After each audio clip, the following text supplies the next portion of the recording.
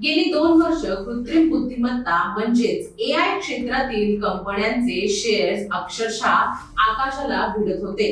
Media, Microsoft, Amazon, Meta आणि इतर अनेक टेक कंपन्यांनी गुंतवणूकदारांना जबरदस्त परतावा दिला. काही विश्लेषक तर एआय ला इंटरनेट क्रांतीनंतरची सर्वात मोठी तांत्रिक क्रांती म्हणू लागले होते. जगभरातील गुंतवणूकदारांना वाटत होतं की एआय मुळे व्यवसाय करण्याची पद्धत, उद्योगांची रचना आणि अर्थव्यवस्थेचं स्वरूपच बदलणार आहे. त्यामुळे एआय संबंधित कंपन्यांच्या शेअर्स मध्ये मोठ्या प्रमाणावर गुंतवणूक झाली आणि त्यांची बाजार मूल्य विक्रमी पातळीवर पोहोचली. पण 5 जून 2026 मध्ये अचानक काहीतरी बदललं. अमेरिकेच्या शेअर बाजारात मोठी घसरण झाली. नॅसडॅक एका दिवसात 4% जास्त कोसळला. सेमीकंडक्टर कंपन्यांचा निर्देशांक जवळपास 10% घसरला आणि केवळ एका दिवसात अमेरिकन बाजारातील $2 ट्रिलियन पेक्षा जास्त मूल्य नाहीशी झाली. या घसरणीनंतर एक प्रश्न पुन्हा चर्चेत आला, एआय बबल फुटतोय का? नमस्कार, मी अनुष्का आणि तुम्ही पाहताय राज्य लोकतंत्र.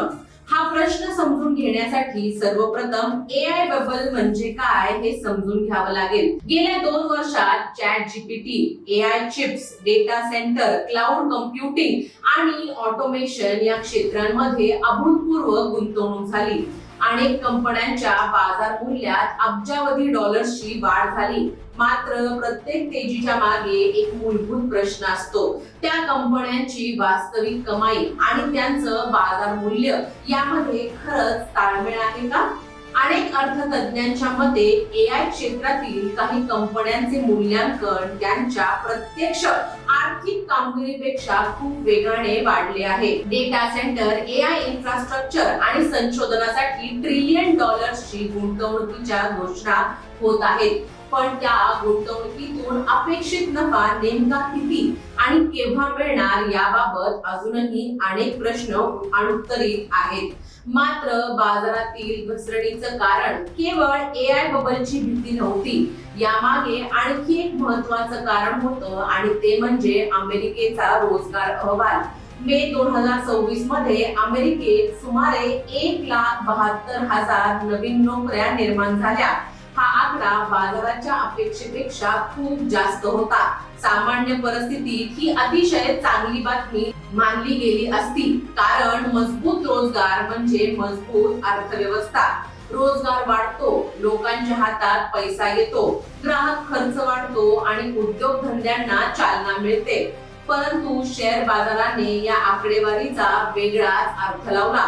गुंतवणूकदारांना अपेक्षा होती की अमेरिकेची मध्यवर्ती बँक म्हणजेच फेडरल रिझर्व्ह लवकरच व्याज दर कमी करेल. मात्र मजबूत रोजगार आकडेवारीमुळे अर्थव्यवस्था अजूनही खूप वेगाने वाढत असल्याचं दिसून आलं. त्यामुळे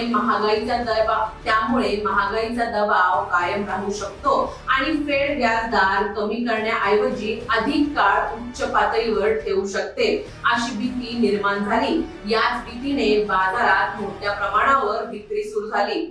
याचा सर्वाधिक फटका एआय आणि टेक कंपन्यांना बसला, कारण या कंपन्यांचं मूल्यांकन मुख्यतः भविष्यातील कमाईवर आधारित असतं. जेव्हा व्याजदर जास्त राहतात तेव्हा भविष्यात मिळणाऱ्या नफ्याचं आजचं मूल्य कमी होतं. परिणामी गुंतवणूकदार जोखीम असलेल्या मालमत्तांमधून पैसा काढू लागतात.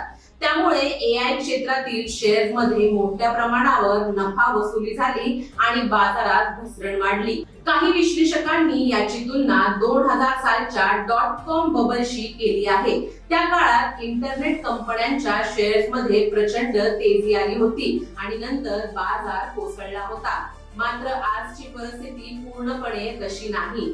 .com युगातील अनेक कंपन्या नफ्यात नव्हत्या, तर आजच्या एआय क्षेत्रातील अनेक आघाडीच्या कंपन्या अब्जावधी डॉलर्सचा नफा कमावत आहेत. मायक्रोसॉफ्ट, अमेझॉन, अल्फाबेट आणि मेटा सारख्या कंपन्यांकडे मजबूत महसूल, मोठी ग्राहक संख्या आणि अधिक स्थैर्य आहे. त्यामुळे अनेक तज्ञांच्या मते ही एआय क्रांतीची समाप्ती नसून बाजारातील अति उत्साहावर आलेला तात्पुरता ब्रेक असू शकतो. तरीही गुंतवणूकदारांची चिंता पूर्णपणे दूर झालेली नाही, कारण एआय क्षेत्रातील कंपन्या डेटा सेंटर, चिप्स आणि संगणकीय क्षमतेवर प्रचंड खर्च करत आहेत. जर या गुंतवणुकीतून अपेक्षित महसूल निर्माण झाला नाही तर काही कंपन्यांच्या मूल्यांकनावर दबाव येऊ शकतो. म्हणूनच सध्या बाजारात एआयच्या भविष्यासंदर्भात आशा आणि शंका या दोन्ही भावना एकाच वेळी दिसत आहेत.